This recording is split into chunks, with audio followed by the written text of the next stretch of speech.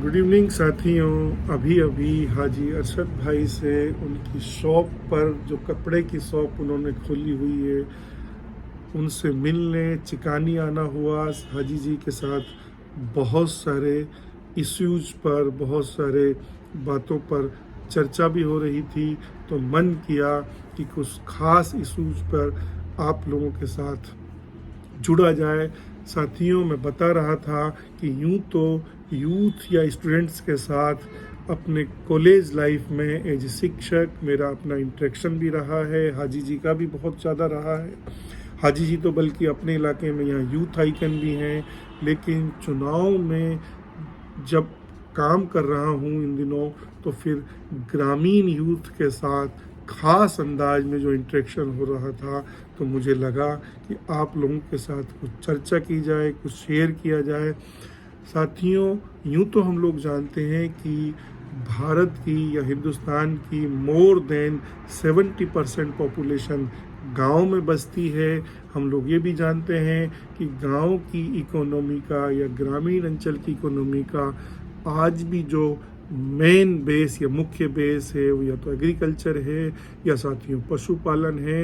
लेकिन ये बात भी सच है कि पिछले 15-20 सालों की यदि केस स्टडीज के कंक्लूजन्स देखे जाएं या पढ़े जाएं, तो फिर जो लैंड का साइज है, जो जोत का साइज है, वो बहुत छोटा हुआ है। उसके बरक्स जो बेरोजगार युवाओं का जो प्रेशर है साथियों, जो बर्डन है लैंड पर, वो बहुत बड़ा है।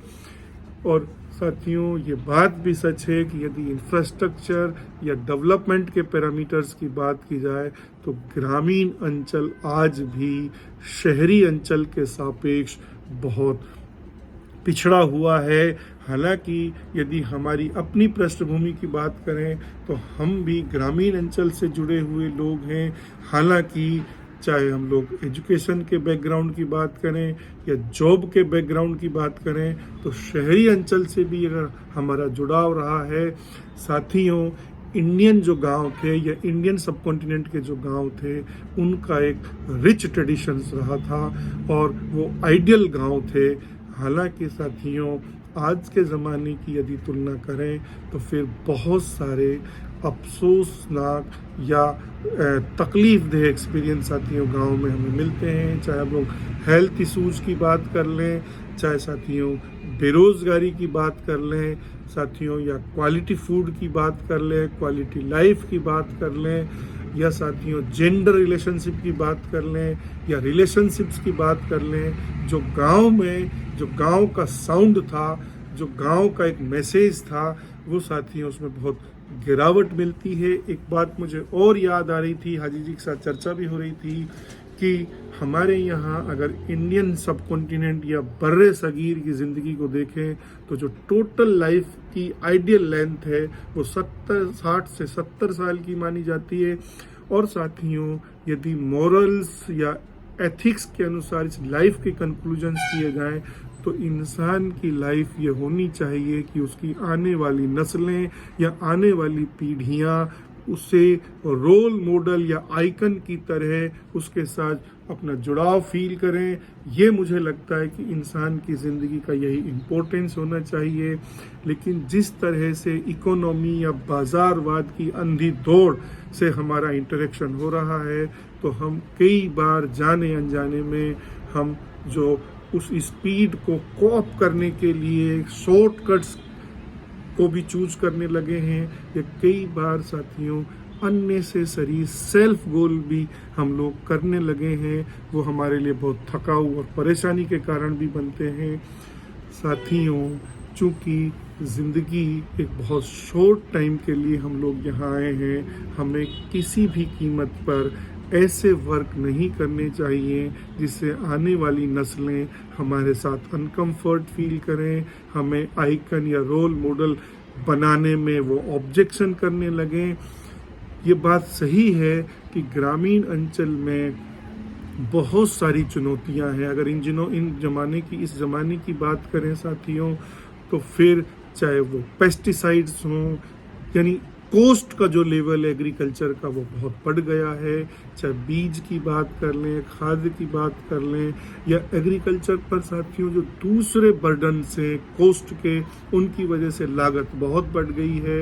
ये बात भी सच है कि उसके सापेक्ष जो प्रोडक्शन जो किसान कर पाता है किसानी के काम से, उसमें जो उसको रेट्स मिलती हैं वो उतनी कंफर्ट नहीं है, यानी लागत बहुत बढ़ गई है। लेकिन जब वो बाज़ार से अपने प्रोडक्शन को जोड़ता है तो फिर उसे बहुत ज़्यादा नहीं मिलता है। लेकिन प्यारे साथियों, ये बात सच है कि इकोनॉमी बहुत इम्पोर्टेंट चीज़ है, लेकिन इकोनॉमी ही सब कुछ नहीं होती। इंसान की अपनी एक बैलेंस लाइफ, जिसमें सोसाइटी, जिसमें कल्चर, जिसमें उसका पास्ट, जिसमें उसके ट्रेडिशंस, जिसमें उसके जो भी बेस्ट नॉर्म्स है लाइफ के, वो सब भी शामिल रहने ही चाहिए।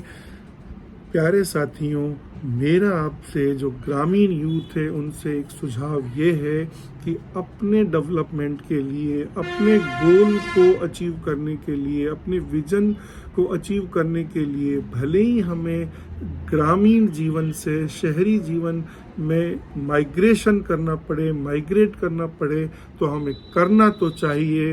लेकिन हमारे जो ग्रामीण पृष्ठभूमि की जड़ें हैं उनसे नहीं छूटें, उनसे नहीं भटकें, बल्कि उनसे हमेशा जुड़े रहें।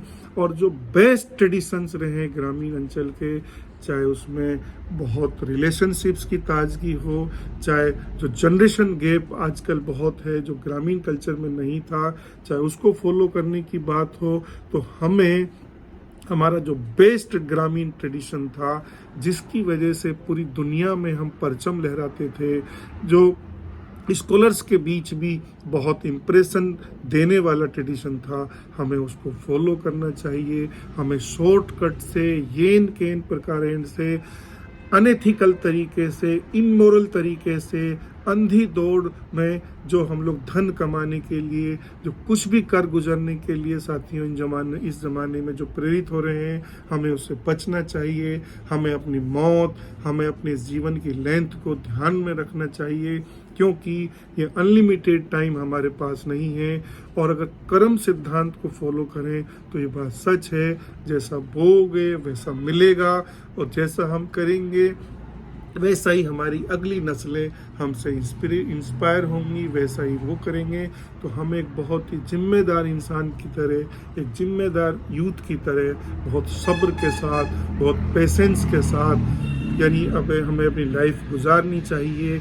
और हमें इस अंधी दौड़, इस बाजारवाद की दौड़ में साथियों नहीं उलझना, बल्कि यदि धन भी कमाना है तो वो भी बहुत पॉजिटिव माइंड से, बहुत एथिकल माइंड से, या हलाल के माइंड से वो वर्क हमको करना है।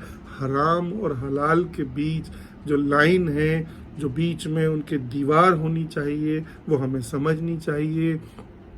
प्यारे साथियों, इस ज़माने में तो वैसे भी एंटरप्रेन्योरशिप का ज़माना है। ऐसे बहुत सारे वर्क हैं जिनको हम ट्रेडिशनली खेती बाड़ी के साथ भी कर सकते हैं। प्रॉफिट भले ही बहुत ज़्यादा नहीं हो हमें, लेकिन इस तरह के, यानी हमें हलाल की रोजी पर वर्क करना चाहिए।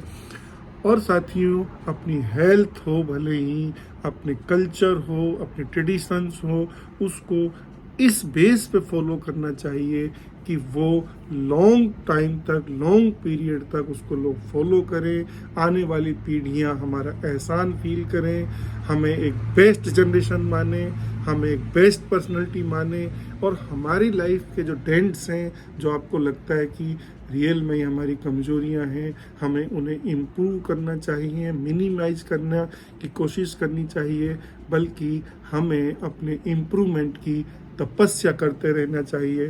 मुझे लगता है हाजी जी से भी थोड़ी सी इस पर राय ली जाए, आप यूथ के लिए। हाजी जी भी दो शब्द बोलेंगे। अस्सलाम वालेकुम साथियों, यूँ तो आपको पता है और सुन भी रखा है, डॉक्टर साहब जो बोल देते हैं शायद उसमें सारा कुछ आ जाता है। मैं तो बस इसी को लेके बात करूँगा कि इन वीडियोज़ को आप सुनते रहें, देखते रहें, और इंशाल्लाह हम इसमें ऐसे कंटेंट पैदा करते हैं कि जो बहुत पॉजिटिव हो और बहुत लीगल हो। दुनिया वाली कोई चीज़ ऐसी ना हो कि जिससे नुकसान भी हो। तो दीन की, दुनिया की, एजुकेशन की, ग्रामीण परिवेश की, हालात की, रोज़गार की, हर तरीके की बात माशाल्लाह यहाँ आ जाती हैं। इसलिए मेरी साथियों से गुजारिश है, मोस्टली यूथ से गुजारिश है कि आप डॉक्टर साहब के पेज से जुड़े रहें और डॉक्टर साहब की बातों को बहुत ज़िम्मेदारी से सुनते रहें। हम भी शेयर करते हैं, डॉक्टर साहब के पेजेस पे भी वो जाती हैं। तो बस यही मैसेज है कि उनमें सारी चीज़ें हैं, मेरे भी सारे ख्यालात डॉक्टर साहब के ख्यालात हैं, डॉक्टर साहब की बातों में हमारी सारी बातें आ जाती है अल्हम्दुलिल्लाह। तो इसलिए कहने का मौका भी नहीं मिलता है और हमें कहने की ज़रूरत इसलिए भी नहीं है कि एक उर्दू में मिसल मशहूर है कि हाथी के पैर में सबके पैर। क्योंकि डॉक्टर साहब जब बोल देते हैं तो हमारे लिए टाइम नहीं बचता है, हमारे लिए मौका नहीं मिलता है, या मौका हमें लेना भी नहीं चाहिए कि हम उस पर कुछ तबसरा करें। इसलिए साथियों जुड़े रहें। बहुत शुक्रिया, thank you so much. Ramzan में बहुत मसरूफ़ रहें दीनी कामों में। और एक मुझे ये भी याद आ रहा था सर, बहुत शुक्रिया हाजी जी ने बहुत अच्छी बातें बताई कि हमें जेंडर डिस्क्रिमिनेशन में भी बिलीव नहीं करना है, बल्कि इक्वलिटी में बिलीव करना है। और एक बात आपसे मैसेज मान लीजिए, आपसे रिक्वेस्ट मान लीजिए, वो मेरे से भी है, मेरे खुद की रिक्वेस्ट, कि हम अपने किरदार को, अपनी पर्सनालिटी का मेयार उस लेवल तक उसको ले जाने के एफर्ट्स करें कि हमारे किरदार से ही लोग मुतासिर हों, उसी के इम्प्रेशन से लोग हमसे जुड़ने की कोशिश करें। यानी साथियों अपनी सलाहियतें और अपना तकवा, और बल्कि साथियों जो भी अच्छी आपकी पर्सनालिटी में चीज़ें आ सकती हैं, उनको, उनसे जुड़ने के ही एफर्ट्स में हमें दिन रात मेहनत करनी चाहिए। और मुझे लगता है कि यही एक बेस्ट बैलेंस लाइफ है, और यही मुझे लगता है कि हमारा मैसेज होना चाहिए। हमें बड़ों की, छोटों की, बराबर वालों की, मेल की, फीमेल की, हर रिश्ते की इज्जत, आबरू का ध्यान रखना चाहिए। हम जो खुद से चाहते हैं वही दूसरों के साथ हम करें साथियों। और आपके लिए बहुत बहुत शुक्रिया कि आप हमें सुन रहे थे। हाजी जी के पास यहाँ मैं आया तो ये सब थॉट्स भी आ रहे थे। शुक्रिया बहुत बहुत साथियों। फिर अगली किसी वीडियो में मिलेंगे। Thank you so much.